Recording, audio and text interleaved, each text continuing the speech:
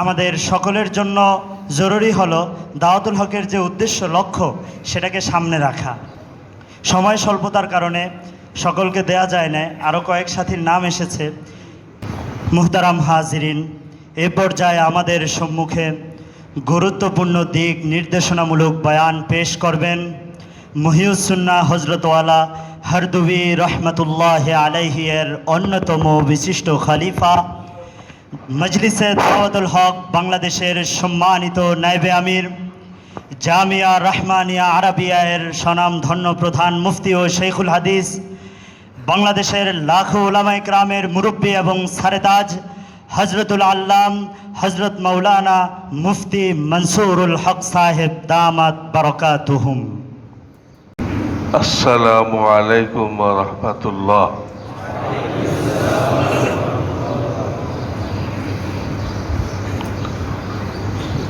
আলহামদুলিল্লাহ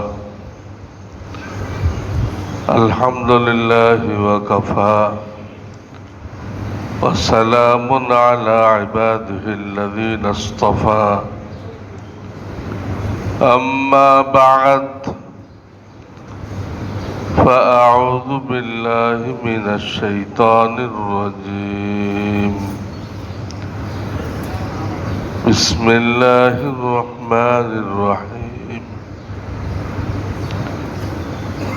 لقد كان لكم في رسول الله أسوة حسنة.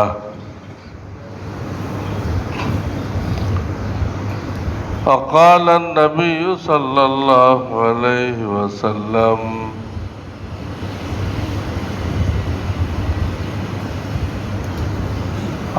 عليكم بسنتي وسنة الخلفاء الراشدين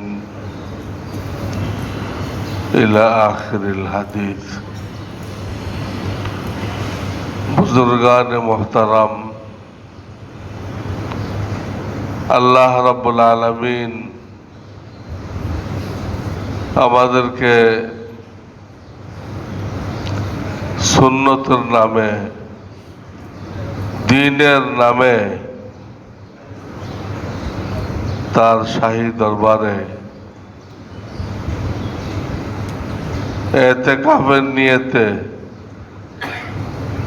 কিছুক্ষণ বসার জন্য কবুল করেছেন। আলহামদুলিল্লাহ। এটা আল্লাহর ঘর, অন্য মানুষের ঘরে বসতে হলে তার পারমিশন লাগে, এখানেও বসতে গেলে আল্লাহর কবুলিয়ত লাগে, আল্লাহর তৌফিক লাগে। তৌফিক না দিলে পারবে না। আসবে হয়তো, কিন্তু নানান রকম সমস্যা তার কাছে, এই করতে হবে সেই করতে হবে, অস্থির হয়ে যাবে, শান্তি পাবে না, এখানে বসে শান্তি পাবে না। সবকিছুর গোড়া কি? যে আল্লাহ তাকে তৌফিক দেয় নাই, আল্লাহর পক্ষ থেকে তৌফিক পায় নাই। না পাওয়াতে হাজার রকম অসুবিধা।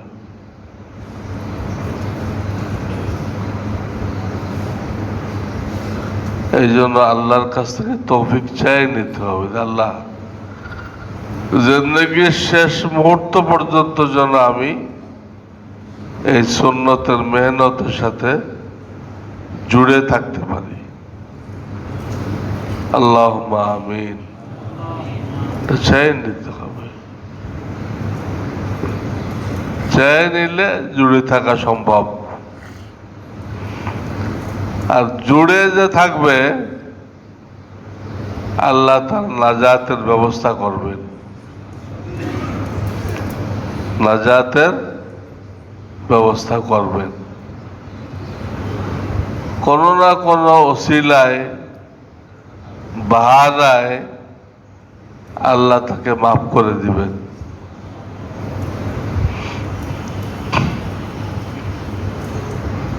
ইতিমধ্যে বিভিন্ন মাদ্রাসায়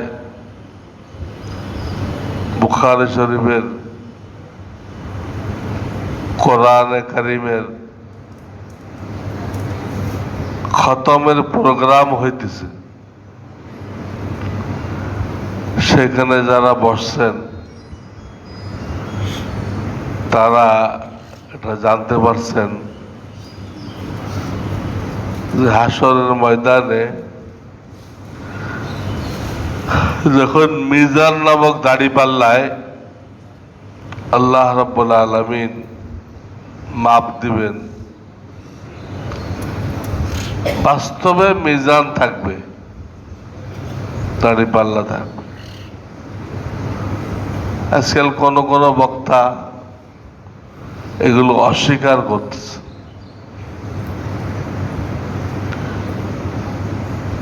ইউটিউবে তাদের বক্তব্য পাওয়া যায়,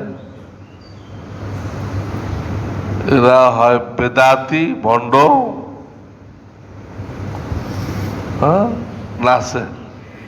নাচতে থাকে। এরা নাচে নাচে জিকির তো শরিয়াতে নেই, কথাবার্তার মধ্যে কোনো সুন্নত নেই, কি করতেছে। আবার আকসার অধিকাংশ গুলো ওই মওদুদীপন্থী, এদের বয়ান দিয়ে ভরা। কিছু আছে আহলুল হাদিস,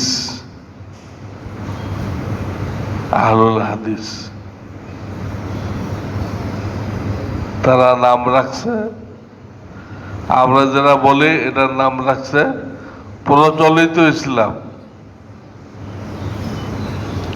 আর সে যেটা কইছে বুকে হাত বাঁধতে হবে, পাও ফাঁক করে দাঁড়াইতে হবে, চিল্লায় আমিন বলতে হবে। আরে মানুষের খুশু খুশু থাকে, এটার নাম রাখছে প্রকৃত ইসলাম। তারটা হলো প্রকৃত ইসলাম, আর হুজুরে যেটা কয় এটা হলো প্রচলিত ইসলাম। ওই যে এক হাদিস আসছে, দাজ্জালের এক হাতে থাকবে বেহেশত, ওটা মূলত দোজখ। আর এক হাতে থাকবে দোজখ, ওটা কি? ওটা বেহেশত। দাজ্জালের দোজখে যাইতে হবে। আল্লাহ না করুক, আল্লাহ হেফাজত করুক, যদি আমাদের হায়াতে দাজ্জাল বের হয়, প্রথম কাজ হলো ওই শহর থেকে ভাগা। যদি ভাগা না যায় ঠিক আছে, দাজ্জালের মুখোমুখি হইতে হয়, তার দোজখে যেতে হবে। দাজ্জালের দোজখ হলো বেহেশত। ঠিক এই লোকগুলো যারা প্রচলিত ইসলাম বলতেছে, কওমি মাদ্রাসার আলেম ওলামারা বুঝাইতেছে, এটিতে বুঝাইতেছে এগুলো ভুল, ভিত্তিহীন, সব জাল হাদিস জনগণকে বুঝাইতেছে। বাস্তবে তারটা রহিত হাদিস, অনেক হাদিস রহিত হয়ে গেছে না। একসময় ছিল, ইসলাম তো ধাপে ধাপে পরিবর্তন আসছে। আমরা কোনটা বয়ান করি? সর্বশ্রেষ্ঠ, ওই সিরিয়ালের সর্বশ্রেষ্ঠ, ওটা সুন্নত, আগের গুলো বাদ। ডাক্তার কত প্রেসক্রিপশন লেখে, আপনি কোনটা খাবেন? শেষেরটা খাবেন, আগের গুলো এখন আর খাওয়া যাবে না। ওগুলো ওই সময়ের যে অবস্থা ছিল, ওই অবস্থায় ঠিক ছিল। আমরা এটা বলি। আর এই লোকগুলো ইউটিউবের এই আহলুল হাদিস, এরা যেগুলো বাদ হয়ে গেছে ওইগুলো বলে। ওইগুলো না বললে তো ফিতনা লাগানো যাবে না। ওইগুলো যদি না বলে তাহলে সমাজে ফিতনা কেমনে হবে? তার দায়িত্ব তো ফিতনা। সে তো ইহুদিদের পক্ষ থেকে কাজ করতেছে, ফিতনা লাগাইতে চায়, হক্কানি ওলামায়ে কেরামকে হেয় প্রতিপন্ন করতে চায়। তাহলে আমরা যা করতেছি আমরা প্রত্যেকটা হাদিস দিয়ে প্রমাণ করতে পারবো। আপনারা এই গেটের থেকে একটা কিতাব কেনেন, হাদিসে রসুল। আমি প্রত্যেকটা আমরা যেভাবে নামাজ পড়ি, উজু করি, সব কথা দলিল দিছি, কোন কিতাবে আছে লিখে দিছে। আমাদের কোন কথাটার হাদিস নেই, কোন কথাটার হাদিস নেই ওই কিতাবে দেখেন। আবার তারা যে দলিল দেয় তারা না বুঝে দিচ্ছে, রহিত হাদিস দিয়ে দলিল দিচ্ছে, বা হাদিসের ব্যাখ্যা ভিন্ন, গলত বুঝছে। এটাও আমি একটা কিতাবে প্রমাণ করছি। সেই কিতাবের নাম হলো তোহফাতুল হাদিস। কি নাম? হাদিসে রসুলে আমরা যা করতেছি প্রত্যেকটা কাজের দলিল। আর তোহফাতুল হাদিসের মধ্যে ওরা যে হাদিসগুলো দিয়ে আমাদেরকে বিভ্রান্তের মধ্যে ফেলতেছে ওটার উত্তর। ওই হাদিসের ওই অর্থ না, আসল অর্থ কি? আমি তোহফাতুল হাদিসে লিখছি, আপনারা কষ্ট করে, খুব বেশি বড় না, এটা একটু পড়ে নেন, বুঝবেন কত বড় ধোঁকাবাজি করতেছে উম্মতের সাথে। এই ফিতনার জামানায় কত বড় ধোঁকাবাজি করতেছে। এইসব বয়ান দিয়ে ইউটিউব ভরা, কোনটা মওদুদি জামাত, কোনটা আহলুল হাদিস, কোনটা মুনকিরিনে হাদিস। মুনকিরিনে হাদিস মানে ধুমাধুম হাদিস অস্বীকার করতেছে। তা এই হাদিসটা অমুক আয়াতের বিরুদ্ধে, এটা গলত হাদিস। এই হাদিসটা অমুক আয়াতের বিরুদ্ধে, গলত। এই কয়ে কয়ে সব হাদিস অস্বীকার করতেছে। হাদিস অস্বীকারী একে বলে মুনকিরিন। মুনকির মানে কি? অস্বীকার করে, তার বয়ান। সে লোকের নাম দিচ্ছে কি? সজল সজল রোশন। এ কি মুসলমানি নাম না খ্রিস্টানি নাম? তাও তো আমি বুঝতে পারলাম। এই জন্য এখানে সময় নষ্ট করবেন না। সময় নষ্ট তো না, নিজের ঈমান নষ্ট, নিজের ঈমান নষ্ট, নিজের দিনকে ধ্বংস করা।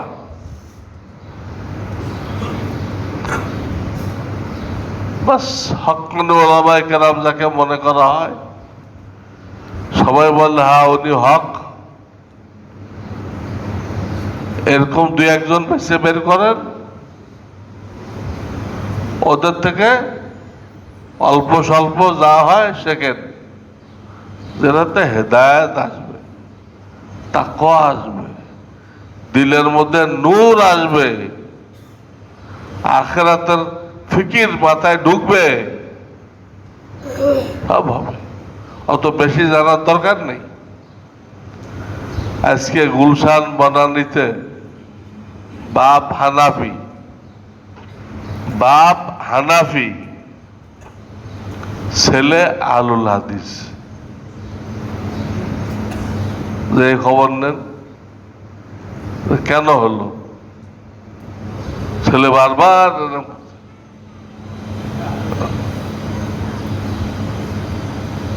বাপ করে না, বাপকে সে কাফের মনে করে। কারণ বাপ তো আর ইউটিউব দেখে না, ওলামাদের কাছ থেকে যা পারে শেখে। আর ছেলে ওলামাদের ধার ধারে না, তা আমার ওলামা দরকার নেই। সে মোবাইলকে বানাইছে পথ প্রদর্শক। মোবাইল ফোন হলো তার পীর ও মুর্শিদ। মোবাইল ফোনটা কি? তার পীর ও মুর্শিদ। এই শুনতেছে আর গোমরা হইতেছে। এটাতে কত দিক দিয়ে গোমরা করতেছে, গলত ইসলাম প্রচার করতেছে। আবার এর মধ্যে লাগাইছে ক্যামেরা। সেই ক্যামেরার ব্যাপক ব্যবহার হইতেছে। 1400 বছর মানুষ জানে আসছে ছবি হারাম। এখন কিছু আলেম কইতেছে যে ছবি হারাম, ঠিক আছে, তবে ডিজিটাল ক্যামেরাটা হালাল। হালাল এটা আরে ছবি হারাম, অ্যানালগ হলো না ডিজিটাল হলো না আপনি তুলি দিয়ে করলেন, এটা তো দেখার কোনো বিষয় না। কিভাবে ছবিটা বানানো হলো এটা তো দেখার বিষয় না। জিনিসটা কি যে কাউকে দেখান, কোন মূর্খ লোককে দেখান, ভাই এটা কি ছবি না অন্য কিছু, সেও কি বলবে ছবি। ছবি যদি হয় তো হারাম। হারাম। আল্লাহ দয়াময়, রহমানুর রহিম, তিনি বান্দাকে ঠেকার মধ্যে ফেলেন না, ঠেকার মধ্যে ফেলেন না।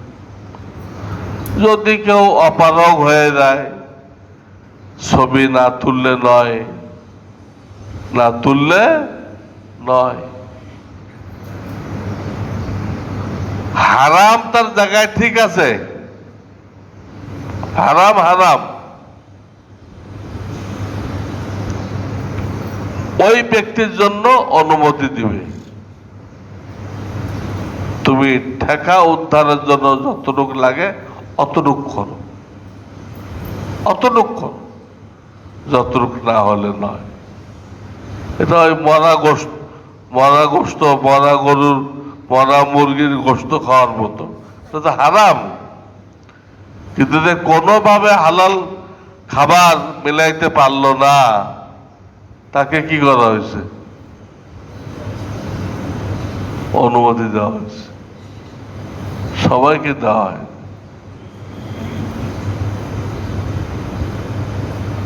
এই ছবি ব্যাপক হয়ে গেছে এবং কি খুশির সাথে, কি আনন্দের সাথে এটা তোলা হইতেছে। আল্লাহ। এবং কিছু আলেমরা করতেছে, পাবলিক না।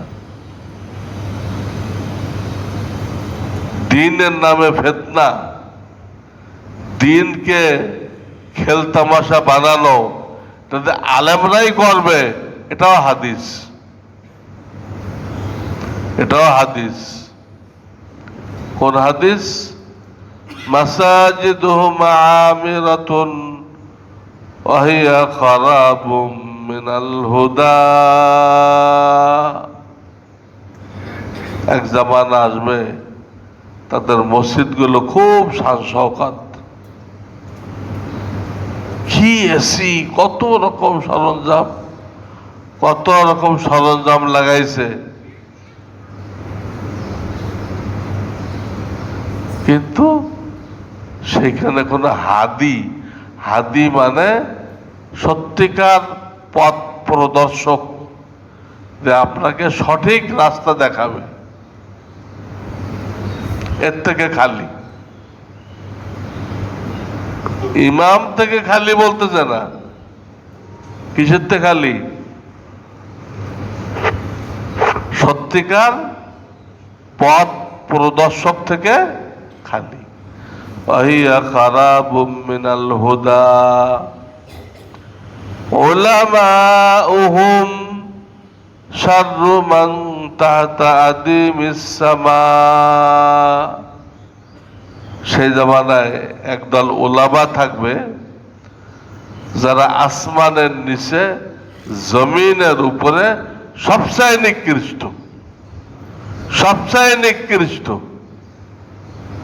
আল্লাহ নবী ওলামাদের বিরুদ্ধে বলতেছেন, যারা নায়েবে রসুল তাদের বিরুদ্ধে বলতেছেন সবচেয়ে নিকৃষ্ট ওলামারা এক শ্রেণীর, সবার কথা বলতেছেন না।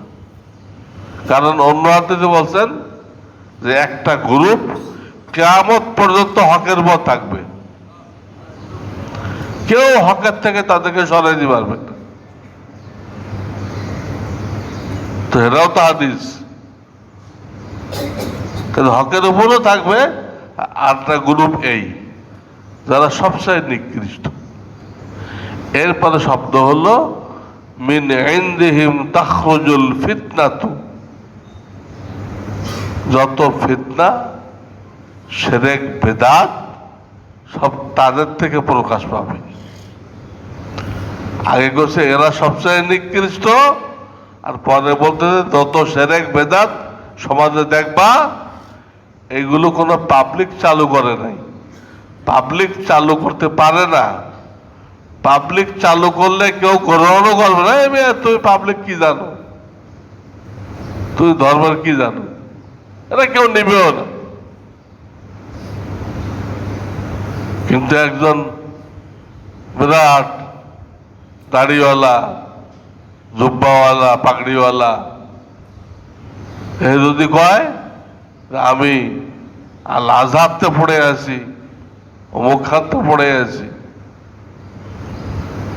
তাহলে মানুষ বলে হ্যাঁ এই লোক বহুত বড় পণ্ডিত, ইসলামী পণ্ডিত, এটা গ্রহণ করা যায়। ওটা পণ্ডিত মনে করে ওটা গ্রহণ করবে, গ্রহণ করে গোমরা হয়ে যাবে।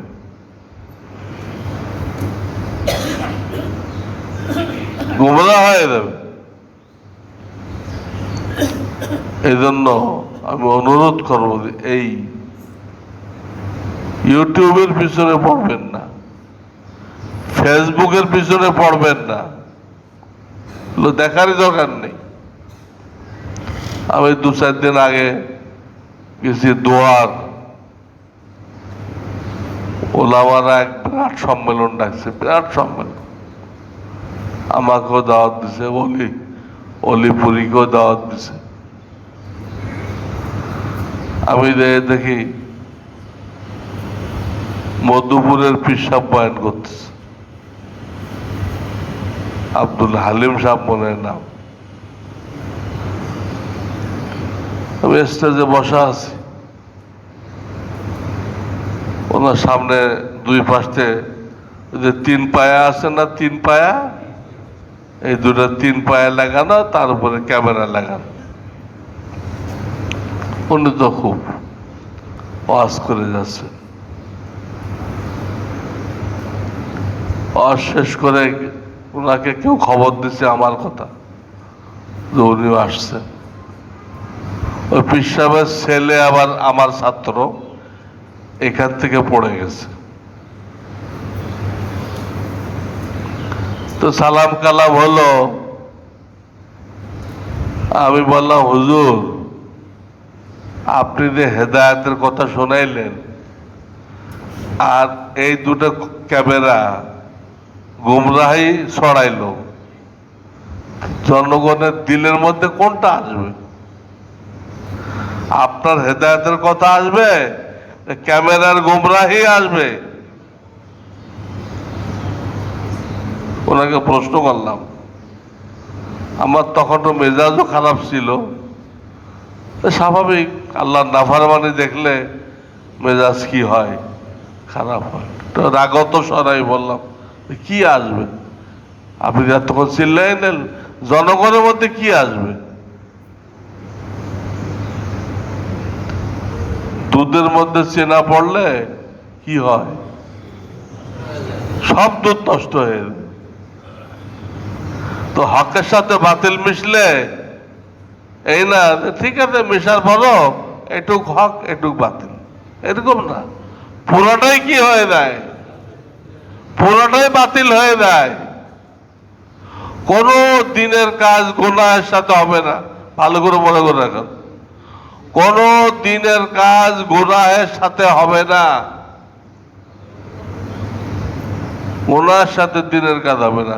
দিনের কাজ কোরআন যেভাবে বলছে, কোরআনে কারীম, কোরআনের তরিকায় হবে। তারা একটা যুক্তি দেয়, বাতিল যে পথে আসে ওই পথেই তো এটাকে রুখতে হবে, থামাইতে হবে। বাতিল যে পথে আসে আমাদের হক ওয়ালাদের, ওই পথেই প্রতিরোধ করতে হবে। তাই বললাম ঠিক আছে, বাতিল তো সিনেমা দিয়ে আসতেছে, আপনি যান সিনেমায় যান, যাই 3 চিল্লার দাওয়াত দেন, হলে মধ্যে দেন 3 চিল্লার দাওয়াত দেন। বাতিল টেলিভিশন দিয়ে আসতেছে, আপনি যান টেলিভিশন, নাউজুবিল্লাহ। এটা গলত কথা। এই স্লোগানটা তারা পাইছে কোথায়? বাতিল যে পথে আসে আমাদের সেই পথে যেতে হবে। বাতিল পতিতালয় দিয়ে আসতেছে, আমরা পতিতালয়ে যাব বাতিল ঠেকাইতে? আমাদেরকে কোরআনের পথ অনুসরণ করতে হবে। দেখতে ছোট আকারে হইতে পারে, দেখতে ছোট আকারে হইতে পারে, হোক। এই ছোটটাকে আল্লাহ বড় করে দিবেন, আল্লাহ ছড়াই দিবেন। আজকাল আমার কাছে খবর আসতেছে যে জুমার নামাজে বিভিন্ন খতিব যারা, তারা তাদের সামনে ওই 3 পায়া পাইলিং এর 3 পায়া এটা খাড়া করতেছে এবং তারা যুক্তি দিচ্ছে যে আমরা যে হেকমতপূর্ণ কথাগুলো বলতে দিই, গুরুত্বপূর্ণ কথাগুলো বলতে দিই, তা আপনারা এই কয়জন শুনলে তো হবে না, তো পুরো দুনিয়ার মানুষ শুনতে হবে। এই বলে জুমার আগে যে বয়ান করে এখানে কি লাগাই দিছে, ভিডিও লাগাই দিছে, এই ঢাকা শহরে ওলামাদের কথা বলতেছি। আর পাবলিক এত বোকা, একটা লোক প্রতিবাদ করতেছে না। আপনি ফতোয়া নিয়ে আসেন, মসজিদে ক্যামেরা লাগানো জায়েজ আছে, কোন একটা ফতোয়া বিভাগ থেকে ফতোয়া নিয়ে আসেন।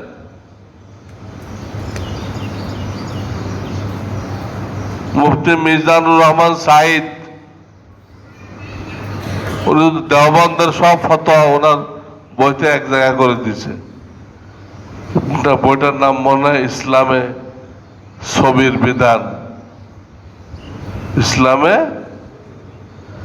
সেখানে দারুল উলুম দেওবন্দ, এটা পুরা দুনিয়ার হেডকোয়ার্টার। তারা এই পর্যন্ত এই ছবি, ডিজিটাল ক্যামেরার ছবি সম্পর্কে যত ফতোয়া দিছে সব এক জায়গায় করে দিছে। এবং সেখানে মুফতি তাকি উসমানী সাহেবের নামও লিখছে যে উনি নাকি জায়েজ বলতেছেন। আসলে উনি জায়েজ বলেন নাই, উনি ওলামাদেরকে চিন্তা করতে বলছেন যে এই সুরতটা জায়েজ হবে কিনা, আপনারা চিন্তা করেন। উনি সুরত বলছেন, জায়েজ বলেন নাই। এইটা আমাদের দেশের কিছু আলেমরা হাতিয়ার বানাইছে। উনি এত বড় মুফতি, উনি যখন জায়েজ কইছে এটা জায়েজ, জায়েজ কইছে কোথায়? জায়েজ কইছে কোথায়? ওলামাদেরকে চিন্তা করতে কইছে, এদিকে জায়েজ ফতোয়া হয়ে গেল। একজন একটা অডিও শোনালো, অডিও মানে ছবি নেই, ওনার বয়ান, উনি মাহফিলে বয়ান করতেছে, তো এক লোক লুকায়ে ছবি তুলছে, লুকায়ে ছবি তুলছে, উনি দেখে ফেলছে, পরে তাকে উঠায় আনছে, আরে খুব বকা দিছেন এবং ওটাকে নিজের সামনে ডিলেট করেছে। তুই ছবি তুললে কেন? তোমাকে কে পারমিশন দিছে? আমাদের দেশের কয়েকজন আলেম এরা কইতেছে উনি জায়েজ কইছে, এরা তো সাগরেদ, তারা কইতেছে উনি জায়েজ কইছে আর উনি ডিলেট করে দিচ্ছেন। তোমার কে ফটো তুলতে কইছে? মাঝখানে আর এক বুজুর্গ আসছিল, যিনি দেওবন্দের এখন একজন মুরব্বী, মৌলানা আরশাদ মাদানী, আমাদের মৌলানা হাবিবুল্লাহ কাসিমি সাহেবের মুরব্বী, হাবিবুল্লাহ কাসিমি সাহেবের মুরব্বী, দেওবন্দের মুরব্বী, পুরা দুনিয়ার মুরব্বী মৌলানা আরশাদ মাদানী। ওনার পাশে বসে এক লোক লুকায় ওনার ছবি নিছে, উনি এটা কেমনে দেখে ফেলছে, দেখে খুব ধমকাইছে, ডিলেট করছে, আর ওরে কইছে কাহি যাকে মরো, তোমার যেখানে মরে চায় ওখানে যে মরে থাকো, তোমার বাঁচার দরকার নেই, কাহি যাকে মরো, এই কইছে তারে। দেওবন্দের মুরব্বী উনি ডিলেট করে দিলেন, আর সেই লোকটা মরতে কইলেন,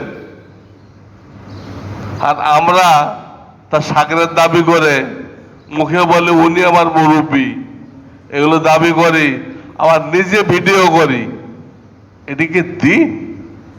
আপনার খায়েশ পুরা করার নাম দিন?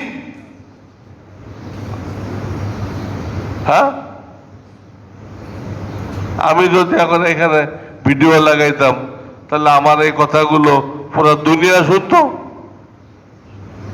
কিন্তু ইসলামের কোনো ফায়দা হইতো না। গলত তরিকায় যদি আপনার দাওয়াতে শত শত লোক মুসলমান হয়, কোনো ফায়দা নেই। গলত তরিকায় দেখা গেল অনেক কাজ হইতেছে, কিন্তু আল্লাহর দরবারে এটা বেকার, বেফায়দা, কারণ সহি তরিকায় করা হয়নি। আল্লাহ তার রসুলকে দিয়ে সাল্লাল্লাহু আলাইহি সাল্লাম এটা তরিকা দিচ্ছেন, পদ্ধতি দিচ্ছেন, কিভাবে করবা, কিভাবে করবা, পদ্ধতি দিচ্ছেন। আপনাকে পদ্ধতির মধ্যে থেকে করতে হবে, তাই আকারে ছোট হোক। আমি দোহার মাহফিলে যারা সাধারণ মুসলমান ছিল তাদের উদ্দেশ্যে বললাম, আপনারা পাইবেন, ইউটিউবে দেখবেন, দোহার মাহফিল, ওলামা ছিল অনেক, ওলামাদের দায়িত্ব কর্তব্য বয়ান করছে, কিন্তু প্রথম অন্তত আধা ঘন্টা এই ছবি নিয়ে কথা বলছে। তারা দুটা ক্যামেরা লাগাই রাখছে। পয়লা আমি শর্ত দিছি, এই ক্যামেরা দুটা যদি তোমরা না সরাও তাহলে আমি তোমাদের এখানে বয়ান করব না। আমি আসছি কষ্ট করে, আবার চলে যাব। আমি তোমাদের সাথে গুনাহে শরীক হওয়ার জন্য আসি নাই, গুনাহে শরীক হওয়ার জন্য আসি নাই, আসছে নেক কাজে শরীক হওয়ার জন্য। তো এটা লাগাইছে কেন? আলেম হয়ে এটা যতক্ষণ না সরাইবা আমার কোনো বয়ান হবে না। তো সরাই সব তো স্রোতে ভেসে যেতেছে, হক কথা বললে আল্লাহ নেই। এই দুই একজন যাত্রাবাড়ির হুজুর মাওলানা মাহমুদুল হাসান সাহেব, উনি আমার মুরব্বী, উনি বলেন, আমি কিছু বলি, মাওলানা আব্দুল মতিন সাহেব কিছু বলেন, এই দুই তিনজন পাওয়া যেতেছে যারা এখনো হক কথা বলতেছে, আর সব তো স্রোতে ভেসে গেছে। ওটা সরানোর পরে আমি বয়ান করছি, আর তাদেরকে বলে দিছি কোন মাহফিলে যদি এরকম দেখেন ভিডিও হইতেছে নিষেধ করবেন। যদি আপনার নিষেধ তারা মানে তা আপনি বয়ান শুনবেন, আর যদি না মানে চলে যাবেন, উঠে চলে যাবেন। তাদের সাথে মারামারি হাতাহাতি করবেন না। মারামারি তো করে এতাহাতিরা, আমাদের মারামারি করার দরকার নেই, চলে যাবেন, বাড়িতে ঘুমাই থাকেন। এ তো আপনার ইমানটা হেফাজত হবে। যে ঘুমাই থাকলেন, ইমানটা হেফাজত। আর এই ভিডিওওয়ালা মাহফিল শুনলে ইমান হেফাজত হবে না, ইমান নষ্ট হবে। হারাম কাজকে সমর্থন করলেন, আপনার ইমান চলে যেতে পারে, ইমান চলে যেতে পারে। আমি মুসাল্লিদেরকে কথাটা বললাম। এবার রেজাল্ট কি হয়েছে, আমার বয়ানের পরে আসছে উপজেলার চেয়ারম্যান, উপজেলার উপজেলা, জ্বালার তো কোনো শেষ নেই, এটা হলো উপজেলা। ওই জেলার মধ্যে নতুন একটা জেলা, এটা এর চেয়ারম্যান আছে। আর কিছু লোক করছে কি, ওনার সম্মানার্থে আবার ওই 3 পায়ে লাগাইতে গেছে। চেয়ারম্যান সাহেবের ছবি না তুললে তারা তো ছবি ছাড়া বোঝে না কিছু। এই সমস্ত নেতারা ছবি ছাড়া কিছুই বোঝেন, ছবিটাই তাদের বুঝি। আজকে পুরা দুনিয়া চলতেছে ওই জার্মানির যে এক রাজনৈতিক নেতা ছিল গুইভলস, তার থিওরিতে পুরো দুনিয়া চলতেছে, বাংলাদেশ সহ। এই গুইভলস কি বলছিল, যে একটা মিথ্যা কথা বারবার বলতে থাকো, বারবার বলতে থাকো, একসময় জনগণ এটাকে সত্য হিসেবে মেনে নেবে। এলো গোয়েবলসের থিওরি। সে একজন রাজনৈতিক নেতা ছিল, পুরা দুনিয়া এই কথার উপর চলতেছে, পুরা দুনিয়ার মধ্যে আপনার বাংলাদেশও আছে। নেতারা যা বলে এর অধিকাংশ কথাই মিথ্যা, অবাস্তব, অবাস্তব, সহি না। নাউজুবিল্লাহ। তো যাই হোক, উপজেলার চেয়ারম্যান আসলে আবার ওই 3 পায়ে খাড়া করতে শুরু করছিল, কিন্তু বাকি মুসল্লিরা সব দাঁড়ায় গেছে। হ্যাঁ, এটা খাড়া করা যাবে, মুফতি সাহেব বলে গেছেন এটা চলবে, সব খাড়াই গেছে। এই দোহারের কথা বলতেছে। পরে চেয়ারম্যান সাহেব কইছে, না এটা খাড়া করো না, রাখো।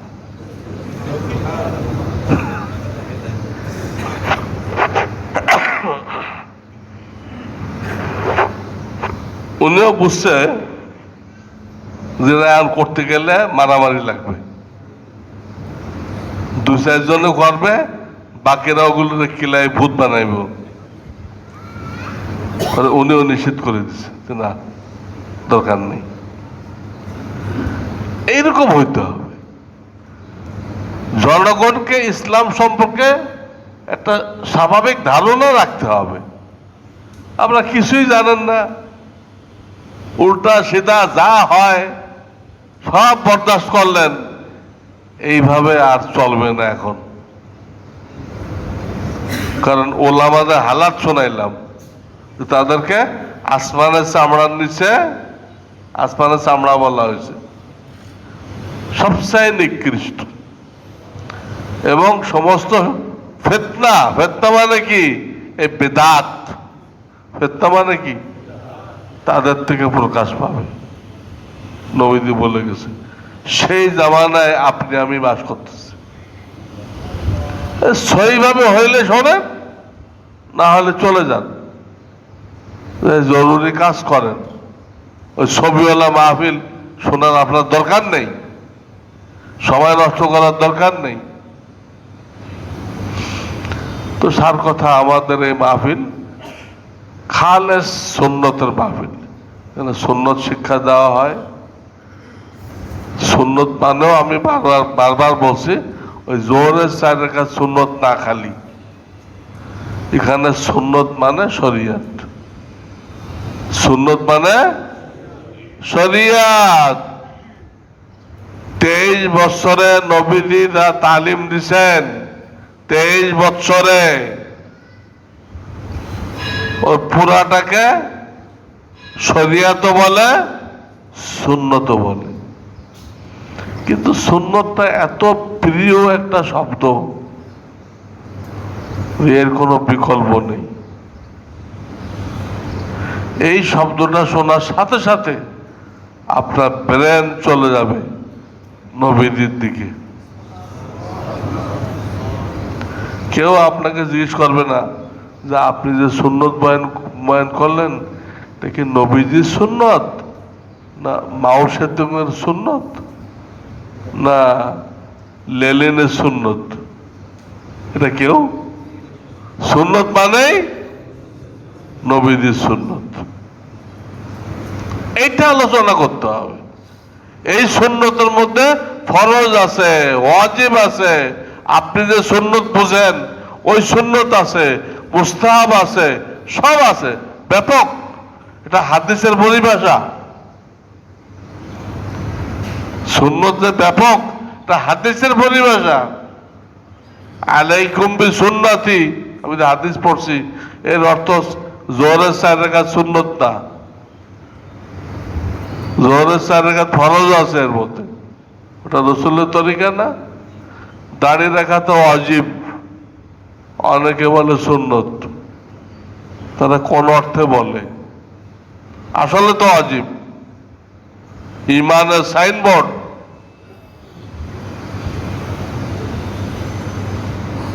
কবর আযাব মাপ পাওয়ার ওসিলা। কিছু লোক বিপদ দেখলেই দাড়ি কেটে স্যান্ডেলম্যান হয়ে যায়। কিছু লোক আছে বিপদ দেখলেই দাড়ি কেটে কি হয়ে যায়? স্যান্ডেলম্যান। জেন্টলম্যানের নাম রাখছি আমি স্যান্ডেলম্যান। আরে এই অবস্থা দিয়ে মৃত্যুবরণ করো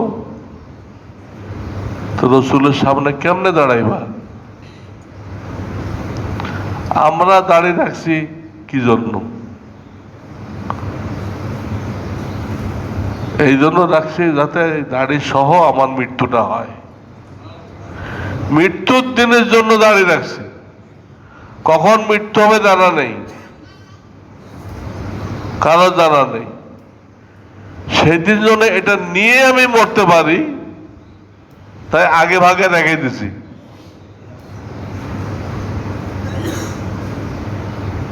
বিপদ দেখলাম আর কাটি ফেললাম, যদি মরে যায় ওই অবস্থায় তো কবর আযাব মাপ পাওয়ারও পুঁজি থাকলো না, রসুলের শাফাআত পাওয়ারও। শাফাআত পাইতে গেলে তো বলতে হবে হুজুর আপনার অনুসারী আমি। উম্মত মানে কি? অনুসারী, আপনার দলের লোক আমি। তো নবীজি বলবে না তুমি আমার অনুসারী, তো ঠিক আছে, বেশি কিছু লাগবে না, তোমার চেহারাটা আমার চেহারার সাথে মিলাও, দেখো তো মেলে নাকি। মোষ ছোট থাকবে, দাড়ি এক মুষ্টি থাকবে, 4 আঙ্গুল, প্রত্যেকের 4 আঙ্গুল। এটা মিলাও, দাড়ি কাটা লোকগুলোর কি মিলবে? রসুলের চেহারার সাথে মিলবে কিছু? এই জন্য বিপদ দেখলে দাড়ি কাটা যাবে না। মৃত্যুর দিনের জন্য আগের থেকে দাড়ি রেখে দিতে হবে। আল্লাহ এটা নিয়ে যেন আমি মরতে পারি। আল্লাহ যদি বলে তোমাকে হায়াত দিছিলাম, রিজিক দিছিলাম, স্বাস্থ্য দিছিলাম, সম্মান দিছিলাম, কত কিছু দিছিলাম, কি আনছো আমার জন্য? কি আনছো?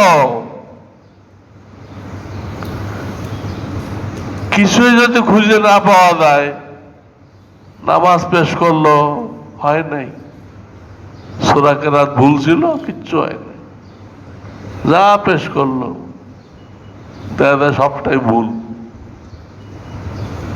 তো অন্তত আখের সর্বশেষ কি পেশ করতে পারবো? আল্লাহ আমি কিছুই আনতে পারিনি, আমি তোমার হাবিবের চেহারার মতো চেহারা বানাইছি, তোমার হাবিবের চেহারার মতো চেহারা বানাইছি, এই ছাড়া আর কিচ্ছু আনতে পারিনি। একটা কিছু তো বলা গেল, আল্লাহ যখন কৈফিয়ত চাবেন, একটা কিছু তো বলা গেল। আর এইটা যদি আপনার কাছে না থাকে তাহলে আর কি বলবেন? আল্লাহ রহম করুন। এই জন্য সুন্নত শিখতে থাকতে হবে। সুন্নত এমন জিনিস, এর মধ্যে পুরা দিন, পুরা ইসলাম এর মধ্যে আছে। আপনি যে সুন্নত জানেন, এটা হলো ফুকাহায়ে কেরামের পরিভাষা। 4 মাযহাবের 4 ইমাম আছে না, তাদের পরিভাষা ওইটা। তারা দলিলের শক্তি অনুযায়ী কোনটাকে ফরজ বলছেন, কোনটাকে 2 নম্বরে আছেন ওয়াজিব, কোনটা 3 নম্বরে আছেন সুন্নত, দলিলের শক্তি অনুযায়ী তাদের পরিভাষা। কিন্তু দাওয়াতুল হকে যে সুন্নত বলা হয়, ওটা ফুকাহাদের সুন্নত বলা হয় না, এটা নবীজির পরিভাষা, হাদিসের পরিভাষা সুন্নত বলা হয় টোটাল ইসলাম। উদখুলু ফি সিলমি কাফা, আল্লাহ কোরআনে বলছে ইসলামের মধ্যে পুরোপুরি দাখিল হও। ইসলামের মধ্যে পুরোপুরি দাখিল হও, আংশিক না।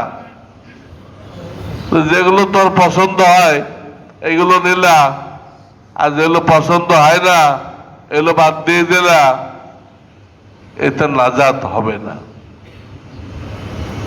এক একটা সুন্নতের অনেক গুরুত্ব, অনেক গুরুত্ব। শুধু আখিরাতে গুরুত্ব না, দুনিয়াতেও গুরুত্ব।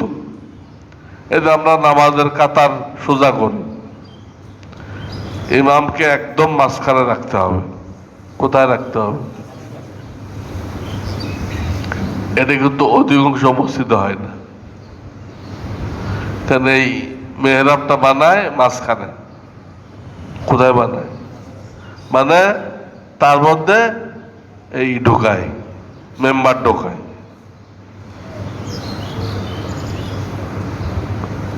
আর ইমাম এই পাশে দাঁড়ায়। তখন দেখা যায় ইমাম কোন দিক চেপে গেছে? হ্যাঁ, বাম দিকে চেপে গেছে। প্রায় মসজিদের এই অবস্থা দেখবেন। মসজিদ বানানোর সময় ইঞ্জিনিয়ার ডাকে, মুফতি তো ডাকে না, মুফতি তো ডাকে না। ইমাম কোথায় দাঁড়াবে? আর তারা বুঝছে ও যে জায়গায় দাঁড়িয়ে খুতবা দিবে ওই জায়গাটা মাঝখানে হইতে হবে। আরে খুতবার জায়গা মাঝখানে হইতে হবে কই পেয়েছেন? হাদিস হলো তাওয়াসসাতুল ইমাম, তাওয়াসসাতুল ইমাম, ইমামকে মাঝখানে রাখো, 2 দিক দিয়ে সমান মাপ দেন, মাপ দিয়ে একদম যেন মাঝখানে, শুধু মাঝখান না, একদম যেন মাঝখানে এখানে রাখেন ইমামকে। কাজেই এই মেহরাব যে বানাইতে হবে, যদি বড় করে বানান তা তো ঠিক আছে, তা এটা দিলেও মাঝখানে দাঁড়ানোর সুযোগ থাকবে। আর যদি ছোট করতেন তাহলে একদম মাঝখানে দিবেন না,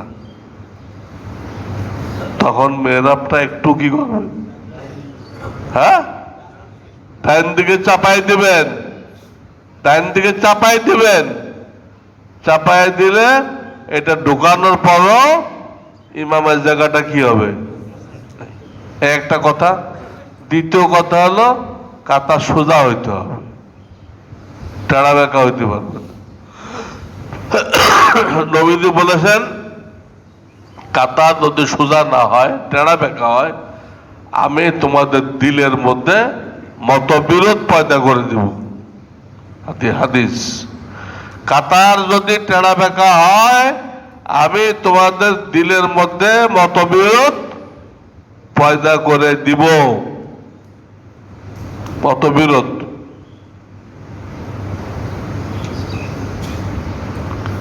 ভাই ভাইয়ের চেহারা দেখতে পারবে না, ভাই ভাইয়ের চেহারা দেখতে পারবে না, আপন ভাই চেহারা দেখতে পারে না। আবার কেউ কেউ ওসিয়ত করে দেয় যে আমি মরে গেলে আমার ভাই যেন আমার চেহারা না দেখে। কোথেকে আসছে?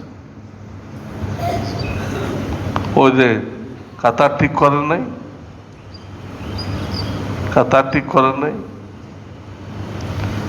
আর এক হাদিসে নবীজি সাল্লাল্লাহু আলাইহি সাল্লাম বলছেন, তোমরা নামাজে দাঁড়ানো অবস্থায় নজর কোন দিকে রাখো? সিজদার জায়গায়।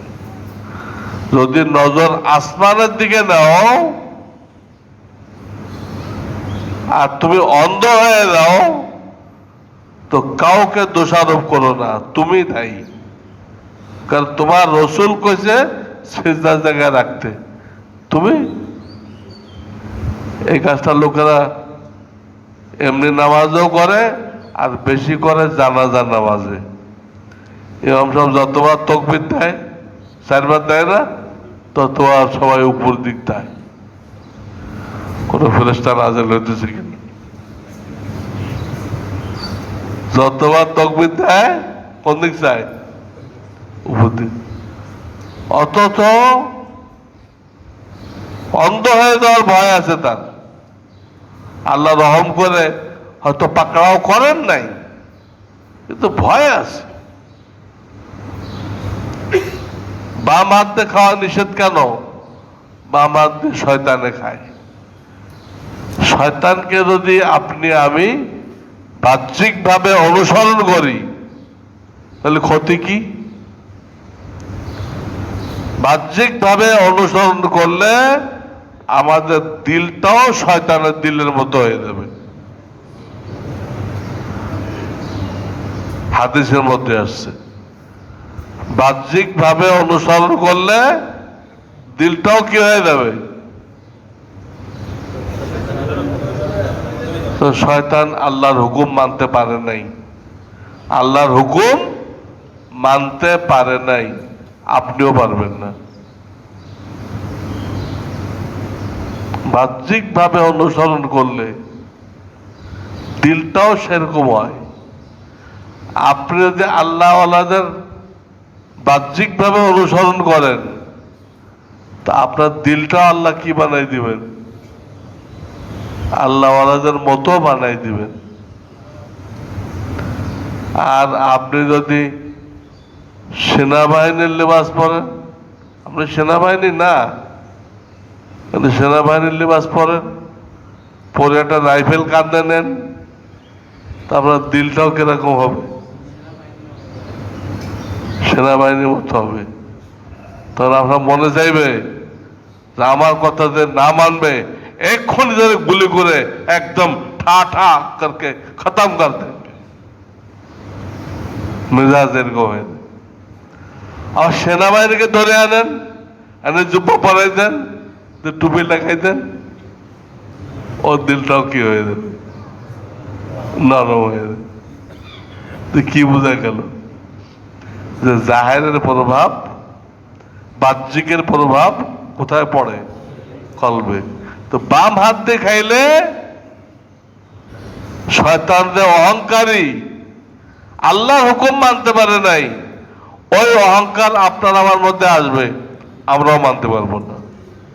দেখেন, এগুলো তো সুন্নত, এগুলো ফরজ ওয়াজিব না, কিন্তু ফুকাহায়ে কেরাম যে সুন্নত কইছে সেই সুন্নত এইগুলো, ফরজও না ওয়াজিবও না। অথচ ক্ষতি দেখেন, ক্ষতি কত বেশি। এই জন্য খুব বুঝে শুনে পাও ফেলতে হবে। যে কোনো আলেমের বয়ান শোনা যাবে না, ইউটিউব তো শোনাই যাবে না। আমি কয়েকদিন আগে গেলাম ঈশ্বরদী গেলাম, তারা আমাকে দাওয়াত করে নিছে খতমে বুখারী করতে, আমবাগান মাদ্রাসায়। তো ঈশা পর্যন্ত আমি খতমে বুখারী করলাম। তারপরে এক বক্তা উঠাই দিছে, সে যে বক্তৃতা করতেছে, এই বক্তৃতা যারা বিশ্বাস করবে সবগুলো বেঈমান হয়ে যাবে। আমি মাথায় হাত দিয়ে বসে গেল, আল্লাহ, তা দাওরায়ে হাদিস মাদ্রাসা, সেখানে এমন বক্তা দাওয়াত দেওয়া হয়েছে যার বয়ান শুনলে কারোর ঈমান থাকবে না। তার বয়ানের সারমর্ম হলো কোন নবী স্বয়ংসম্পন্ন না, অসম্পন্ন। স্বয়ংসম্পন্ন নবী শুধু আমাদের মুহাম্মদ রাসূলুল্লাহ সাল্লাল্লাহু আলাইহি ওয়াসাল্লাম। কিন্তু কোরআন কিতাব তা বলে না। প্রত্যেকটা নবী স্বয়ংসম্পন্ন, প্রত্যেকটা নবী, কোন নবীর মধ্যে কোনো ত্রুটি নেই, কোনো ত্রুটি নেই। আর সে বিভিন্ন যুক্তি দিয়ে, কোরআন হাদিস তো নেই, যুক্তি দিয়ে প্রমাণ করতেছে উনি অসম্পন্ন, এওয়াজ করতেছে। সেই দাওরায়ে মাদ্রাসায় কত শিক্ষক আছে, কোন একটা শিক্ষকের এই আকল হলো না, এই জ্ঞান হলো না যে এর বক্তৃতা বন্ধ করে দেই, দিয়ে পাবলিকের ঈমান রক্ষা করি। এই আলেমের বক্তব্য বন্ধ করে দেই, দিয়ে পাবলিকের ঈমান রক্ষা করি, এই তৌফিক হলো না। এই হলো দাওরায়ে মাদ্রাসার বার্ষিক মাহফিলের ওয়াজ। কই দেবেন? তাজা ঘটনা, কয়েকদিন আগে ঈশ্বরদী আমি গেছিলাম, আমার সাথে 10-15 জন গেছিল এখান থেকে। জিজ্ঞাসা করেন। এই জন্য যে আলেমের কাছে সত্যিকারে এলেম আছে, সহি এলেম আছে, এবং তার আমলও সহি, এলেমও সহি, আমলও সহি, এইরকম বক্তা ছাড়া, এবং সেটা আপনার জানা থাকতে হবে যে আলেম সম্পর্কে জানেন না, যে এলেম সহি কিনা, এর আমল সহি কিনা, তার বয়স শোনার দরকার নেই। বিভিন্ন আয়াত দ্বারা বোঝা যায় যে আপনি যাকে চিনেন তার কথা শোনেন। কারণ কোরআনে বারবার আছে, আলাম ইয়াতিকুম রুসুলুম মিনকুম, তোমাদের কাছে এমন রসুল, নায়েবে রসুল আসে নাই যে তোমাদের থেকে ছোটকাল থেকে তোমাদের মধ্যে কি হয়েছে, বড় হয়েছে, জানা শোনা। এই মিনকুমটা কেন বললো? মিনকুমটা কেন বললো? চেনা জানা হইতে হবে। চেনা জানা না হলে কি সমস্যা? সমস্যা এই যে হযরত সুলাইমান আলাইহিস সালাম বড় বড় দুষ্ট জিন যারা ওনার জামানায়, এইগুলোকে বন্দি করে সাগরের তলায় রাখছিলেন। মুসলিম শরীফের হাদিস। এরা ঘুমাইতেছে কারা? কিসের হাদিস? 6 নম্বর পৃষ্ঠায়। সুলাইমান আলাইহিস সালাম বড় বড় শয়তান, বড় বড় জিনকে যারা মানুষের জন্য বেশি ক্ষতিকর, এইগুলোকে বন্দি করে কোথায় রাখছে? ওনার তো সবকিছুর উপরে বাদশাহী ছিল, খালি জিন আর ইনসান না, সমস্ত জীবজন্তুর উপরে আল্লাহ ওনাকে কি দিছিলেন? বাদশাহী দিছিলেন। তো জিনগুলো সাগরের তলে রাখছিলেন। তো ওই হাদিসে আছে এই জিনগুলোকে কিয়ামতের আগে মুক্তি দেওয়া হবে। কিয়ামতের আগে মুক্তি দেওয়া হবে, তারা আসবে, আসে লোকদেরকে কোরআন হাদিস পড়ে পড়ে গোমরাহ করবে। কোরআন হাদিস পড়ে পড়ে অপব্যাখ্যা দিবে, দিয়ে মানুষকে কি করবে? গোমরাহ করবে।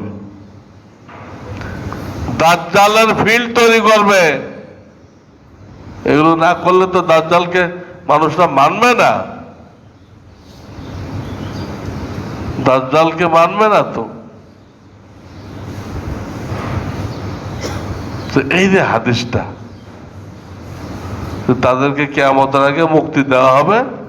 তারা এসে কোরআন হাদিস পড়বে খুব সুন্দর করে, বিভিন্ন টাইটেল লাগাইবে, অমুক আজহারি, এই তা আমি, এইসব টাইটেল লাগাবে। আর যদি আপনার চেনা জানা না হয়, তা আপনি কোন হক্কানি আলেমের বয়ান শুনতেছেন না ওই সাগরের তলে জিনের বয়ান শুনতেছেন, পার্থক্য করবেন কেমনে? আপনি তো বয়ানটা শুনলেন, তা কোন হক্কানি আলেমের, না ওই সাগরের তলে যে জিন ছিল ওই জিন আজহারি হয়ে চলে এসেছে। এই পার্থক্য কিভাবে করবেন? এই পার্থক্য করার জন্য আগেরটাই বলা হয়েছে, আগেরটা তারা চিনো, অমুক জায়গায় বাড়ি, অমুক মাদ্রাসায় পড়ছে, অমুক তার উস্তাদ, অমুক মাদ্রাসায় পড়ায়, এসব জানা থাকতে হবে তার রহস্য। এটা আর ওই জিন হবে না, এটা আর সাগরের তলার জিন হবে না। এই দেখলে ইউটিউবে বক্তৃতা করে, এটা কোন মাদ্রাসায় পড়ায় বলেন তো? কোন মাদ্রাসায় পড়ায়? কোন মাদ্রাসা থেকে পড়াশোনা করছে? কোন মাদ্রাসার শাইখুল হাদিস? কোন মাদ্রাসার মুফতি? কোনো আতাপাতা নেই, বাস মুখস্থটা টাইটেল লাগাই দিছে মুফাসসারে কোরআন আমির হামজা সাহেব, এটা লাগাই দিছে। এটা লাগাই দিতে পয়সা লাগে না, আপনি লাগাইতে পারেন মুফাসসারে কোরআন। মওদুদিও লাগাইছে, মওদুদিও লাগাইছে। মওদুদির নাম জানেন? মওদুদি মানে তার পূর্বপুরুষদের মধ্যে এক লোক ছিল, তার নাম মওদুদ। তার দিকে সম্পৃক্ত করে মওদুদি। পূর্বপুরুষ কেউ কি ছিল? মওদুদ নাম ছিল। তার মূল নাম তো এটা না, তার মূল নাম হলো আবুল আলা। আবুল, আল্লাহর বাপ, আবুল আলা। আলা তো আল্লাহ, সাব্বিসমা রব্বিকাল আলা, আলা তো আল্লাহ। তার বাপ হয় কিভাবে? আল্লাহর বাপ হয়? আল্লাহ সন্তান হয়? খ্রিস্টানরা আল্লাহ সন্তান বানাইল। সারা জীবনে যে নামটা ঠিক করতে পারলো না, সে ইসলাম কায়েম করার জন্য দল বানাই গেছে। সেই দলে ঢুকে লোকেরা সব ইমান আমল সব নষ্ট করে দিচ্ছে, এবং সেটা মন গড়া তফসিল লিখে গেছে। মন গড়া তফসিল কি তফসিল? তাফহিমুল কোরআন। তার দলের লোকেরা বলে আপনারা পারবেন এই তফসিল লিখতে? আর না, কেউ পারবেন না, কারণ না জানে, উনি তো না জানে লিখছে, উনি ভূমিকায় লিখছে। আমি এই তফসিরটা লিখতে 1400 বছরে যত তাফসির লেখা হয়েছে কোনো তাফসিরের সাহায্য নেই। আমি একটা একটা আয়াত পড়ছি, আয়াত পড়ার পরে আমার মন মস্তিষ্কে যে ছাপ পড়ছে ওটা লিখে দিছি। তো একটা একটা আয়াত পড়ে ওনার মন মস্তিষ্কে কি ছাপ পড়লো, এটা কি তাফসির হবে না মন গড়া হবে? তো নিজেই স্বীকার করছে পুরানা কোনো তফসির থেকে উনি আনেন নাই। অথচ তফসিরের শর্ত হলো যে এই আয়াতের তফসিরে নবী করিম সাল্লাল্লাহু আলাইহি সাল্লাম কি বলেছেন, সাহাবায়ে কেরাম কি বলেছেন, ওটা আগে সামনে রাখতে হবে, ওর আলোকে কথা বলতে হবে। ওর তো সেই দিকে যায় নাই, এই জন্য ওই তফসিরে হাদিস পাবেন না, রাসূলের হাদিস পাবেন না।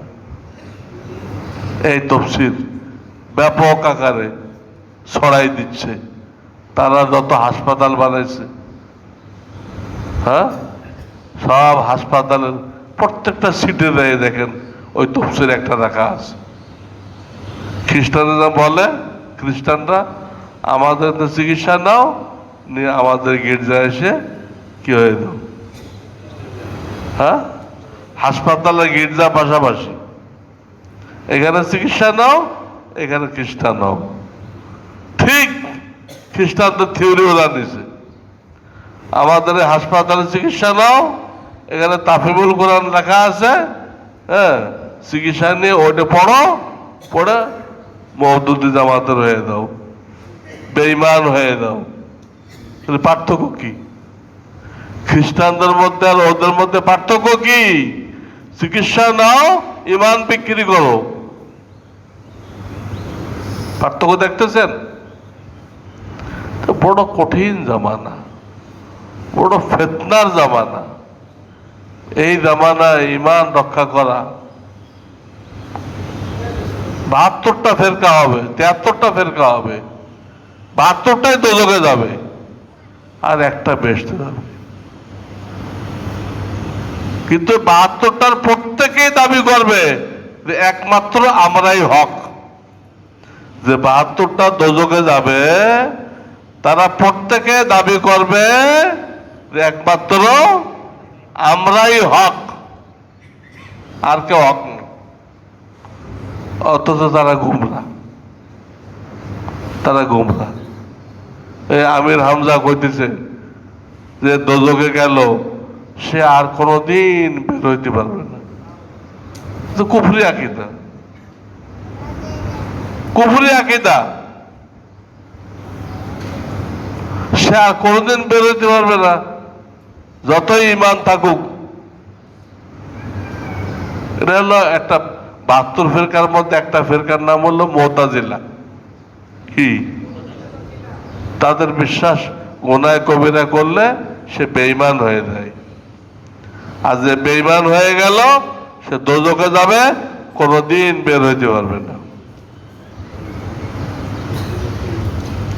অথচ গুনাহ কবিরা করলে বেঈমান হয় না, সে গুনাহগার মুসলমান। ওরা নবীর শাফাতে বের হবে, সাহাবাদের শাফাতে বের হবে, ওলামাদের শাফাতে বের হবে, হাফেজদের শাফাতে বের হবে, শহীদদের শাফাতে বের হবে। প্রত্যেকটা হাদিসের কিতাবে শাফাতের অধ্যায় আছে। তো দোজখ থেকে বের হওয়ার যদি সিস্টেম না থাকে, এই আমির হামজা যা কইতেছে, বের হওয়ার কোনো সিস্টেমই নেই দোজখ থেকে। যদি বিশ্বাস করা হয় তাহলে বাবুর শাফাতে কয়েকশো হাদিস আছে, এই সব হাদিসগুলো একবারে আপনি কি করে দিলেন? অস্বীকার করে দিলেন। শাফাতটা কি তাহলে? নবীজি বলছেন আজানে পরে এই দোয়া পড়লো, দুরূদ শরীফ পড়লো এবং এই দোয়াটা পড়লো, আল্লাহুম্মা রাব্বা হাযিহি দাওয়াতি তাম্মা, তার জন্য হাসরের ময়দানে আমার শাফাত করা কি হয়ে যাবে? ওয়াজিব হয়ে যাবে। এগুলো সে মানতেছে না, আর তার ওয়াজ শোনার জন্য পাবলিক পাগল পাগল। আমি চিন্তা আল্লাহ এর ওয়াজ শোনার জন্য, হ্যাঁ, চেহারা দেখলেও বোঝা যায় যে এই লোকটা সহি লোক না। সহি লোকের চেহারার একটা নমুনা আছে, ওর চেহারা দেখলেও বোঝা যায় লোকটা সহি না। আর তার বয়স শোনার জন্য পাবলিক পাগল।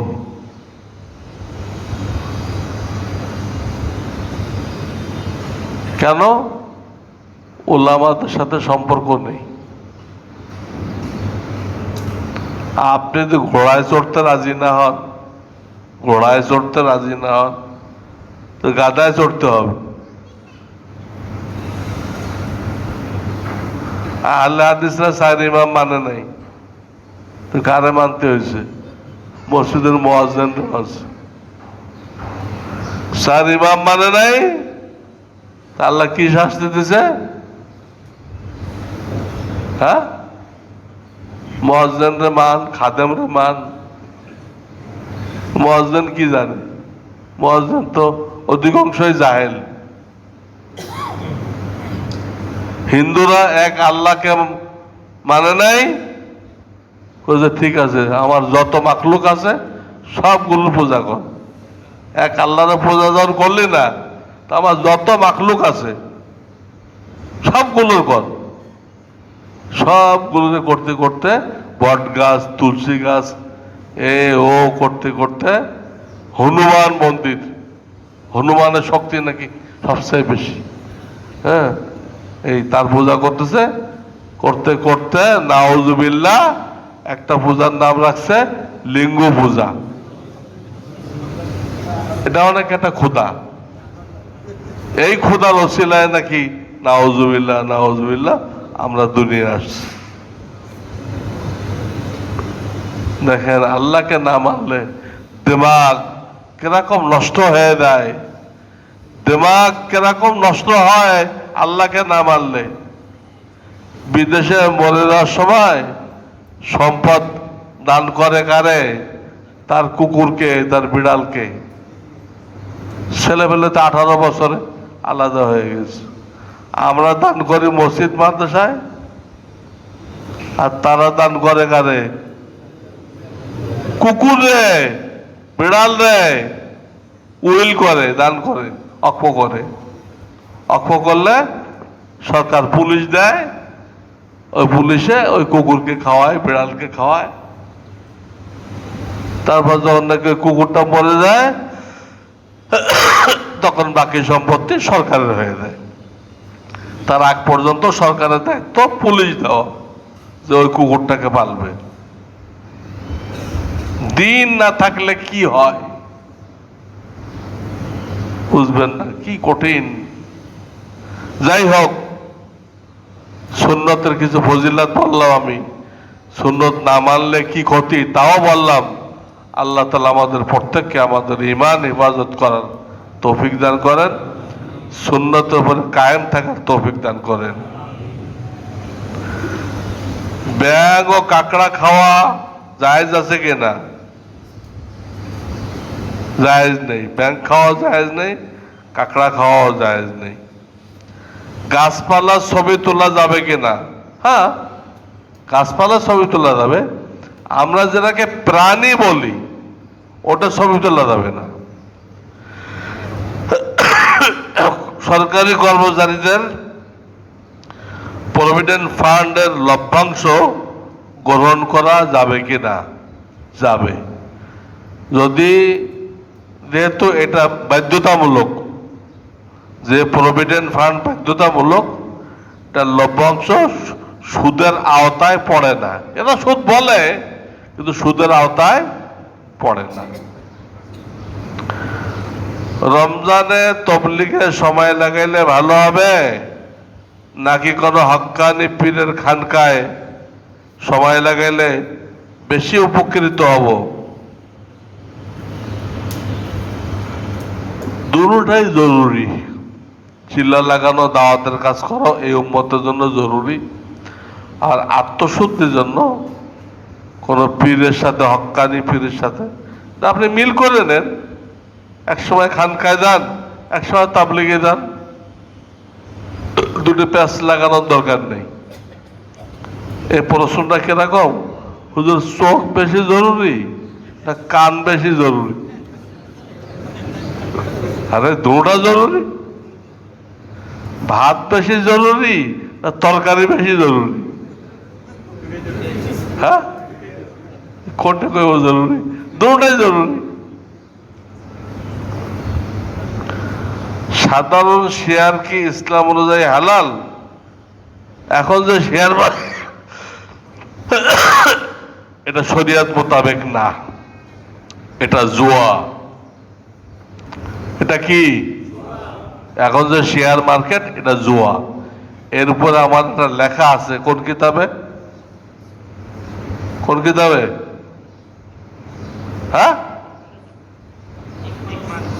ইকমালুস সুন্নাহ একটা চ্যাপ্টার আছে, এই শেয়ার জুয়া কেন। আমি ডাচ বাংলা ব্যাংকে টাকা রাখি, এতে কোনো টাকা বাড়ে না। এটিএম কার্ডের মাধ্যমে টাকা তুলি, কার্ডের জন্য ব্যাংক বছরে 700 টাকা করে চার্জ রাখে। জানার বিষয়, এভাবে সুদবিহীন। এটা কি কারেন্ট অ্যাকাউন্ট খুলছেন নাকি? সেভিংস হলে তো সুদ হবেই। আপনি না নিলে অফিসাররা নিয়ে নেবে, আপনি না নিলে কে নিবে? যে কারেন্ট অ্যাকাউন্ট খুলে থাকেন তাহলে হইতে পারে। অনেক সময় মোবাইলে বিয়ে হইতে দেখা যায়। মোবাইলে তো বিয়ে জায়েজ নেই। একটা সুরত আছে, ছেলে মোবাইলে বা চিঠিতে কাউকে উকিল বানাই দিবে। কি বানাই দিবে? উকিল বানাই দিবে। বিয়ের মজলিসে যখন মেয়ের পক্ষ থেকে প্রস্তাব দিবে, এই ছেলে বলবে অমুক ছেলে, তার বাপের নাম এই, অমুক খানে থাকে, অমুক দেশে, তার পক্ষ থেকে উকিল হইয়া আমি এই প্রস্তাব গ্রহণ করিলাম। ওর নাম বলবে, মূল তার নাম বলবে, বলে তার পক্ষ থেকে কি করবে, তাহলে হবে। কারণ প্রস্তাবকারী, গ্রহণকারী, সাক্ষী এগুলো সব এক জায়গায় থাকতে হবে। ওই মোবাইলে ছবি দেখাইলে হবে না, এই যে স্বামীর ছবি দেখা গেছে, এই ছবিটাও হবে না। চাক্ষুষ থাকতে হবে। প্রস্তাবকারী, গ্রহণকারী, সাক্ষী, দেনমোহর, সব সাক্ষীদের শুনতে হবে, দেখতে হবে।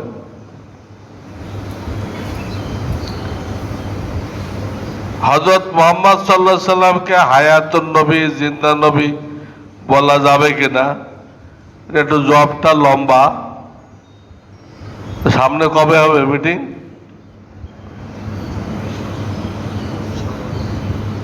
কেন রোজার আগে নেই? আর কেন? কেন এটাতে তো হইতে পারে এখানে।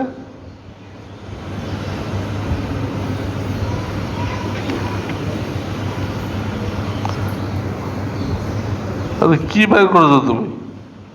রজব শাবান কোথায়? পাগল। স্ত্রীকে পেটানো যায় যাচ্ছে কিনা? যে দেশ খেস সব ছাড়ে আসলো, দেশ খেস, বাবা মা সব ছাড়ে আসলো, কি জন্য? আপনার সেবা করার জন্য, আপনার ছেলে পেলে লালন পালন করার জন্য সব কিছু ছেড়ে আসছে। আল্লাহ তাদের আকল একটু কম দিছে, এই জন্য তারা কিছু ভুল করবে। আপনার জন্য সে জীবন উৎসর্গ করছে, আপনার কি দায়িত্ব পড়ে না মাফ করে দেওয়া? হ্যাঁ, পিটানোর দায়িত্ব পড়ে? মাফ করে দিবে। তাহলে লাভ কি হবে? আপনার যত গলত আমল আছে, গলত আমল যা কবুল হওয়ার যোগ্য না, আল্লাহ কবুল করবেন। কোরআনে ওয়াদা করছেন, আকুলু কাওলান সাদীদা ইউসলিহ লাকুম আমালাকুম, এই আয়াতের মধ্যে 21 পারা না 22 পারা এই আয়াতের মধ্যে একথা বলা হয়েছে, আল্লাহ তোমাদের আমলকে কবুল করে নেবেন, কাজে পিটাবেন না। অনেক বয়ানে শোনা যায় হযরত ঈসা আলাইহিস সালাম আমাদের নবীর উম্মত হয়ে আসবে, ঠিকই তো। মুফতি শফি বলেছেন ঈসা আলাইহিস সালাম নবী হয়েই আসবেন, নবী হয়েই আসবেন না, উনি তখনও নবী থাকবেন, কিন্তু সেই নবুয়তের প্রচার করবেন না। একটা ডিসি যদি আর এক জেলায় যায় তো সেখানে কি সে ডিসি? হ্যাঁ, কিন্তু তার এই পদবিটা কি বাতিল হয়ে গেছে? আমার কথা বুঝেন, ওইখানে সে ডিসি না, কিন্তু পদবি কি আছে? ঠিক ওই রকম উনি এই উম্মতের নবী না, আমাদের নবীর উম্মত, তো ওনাদের নিজস্ব পদবী, উনি একজন আল্লাহ রসুল, ওটা কি থাকবে? বল থাকবে, যদিও ওনার কিতাব উনি প্রচার করবেন না। পার্থক্য বুঝছেন?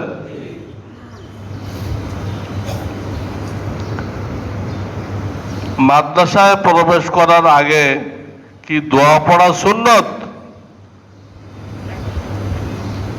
যে কোনো কাজ বিসমিল্লাহ পড়ে করেন, যেখানে দোয়া উল্লেখ করা আছে সেখানে সেটাই পড়বেন, মানে কোনো দোয়া উল্লেখ করা নেই। নিজে ঘরে ঢুকতেছেন, ডাইন পাও দিয়ে ঢোকেন, সালাম দিয়ে ঢোকেন, আসসালামু আলাইকুম, কেউ না থাকলে আসসালামু আলা ইবাদিল্লাহিস সালিহিন, এই করে ঢোকেন। ফেরেশতাদেরকে সালাম দেন, যে সালাম দিয়ে ঘরে ঢোকে আল্লাহ তার ঘরকে শান্তিময় করে দেন। পাওয়া গেছে?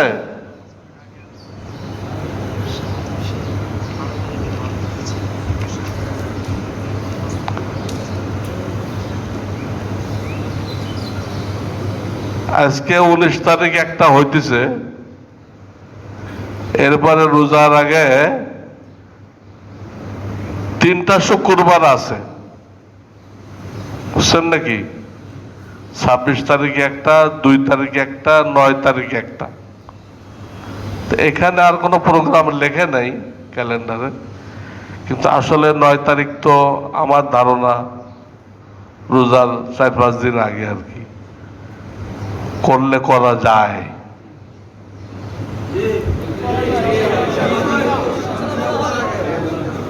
একটা সমস্যা হলো আমাদের তখন তো মাদ্রাসা ছুটি থাকবে, আপনাদের নাস্তা খাওয়াবে কে? হ্যাঁ,